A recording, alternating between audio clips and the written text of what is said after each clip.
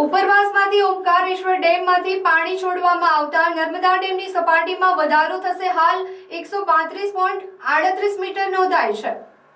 મધ્યપ્રદેશમાં ભારે વરસાદના કારણે થોડા દિવસો પહેલા ડેમના 15 દરવાજા ખોલવામાં આવ્યા હતા. ઉપરવાસમાંથી આવતા પાણીના કારણે ડેમની સપાટી 136 મીટરને પાર થઈ ગઈ છે.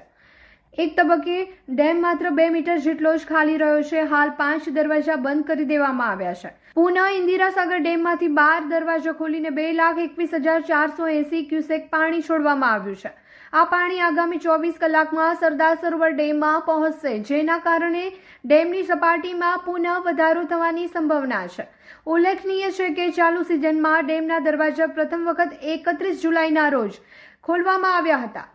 આ છે ભરૂચનો મોસ્ટ અફોર્ડેબલ છપ્પન ભોગ, જે છે માત્ર 1299 માં, જેમાં આવશે 40 ટાઈપ્સ ઓફ ફરસાણ, 10 ટાઈપની મીઠાઈ, 4 કુકીઝ, 1 ચોકલેટ, 1 મોદક અને 1 ફ્રૂટ. આખું ભરૂચ શોધી લેશો ને તો પણ આવું પેકેજ તો નહીં જ મળે. જૂના અને જાણીતા જૈન ફરસાણ છેલ્લા 50 વર્ષથી સેમ ટેસ્ટ અને સેમ ક્વોલિટી સર્વ કરતું આવ્યું છે.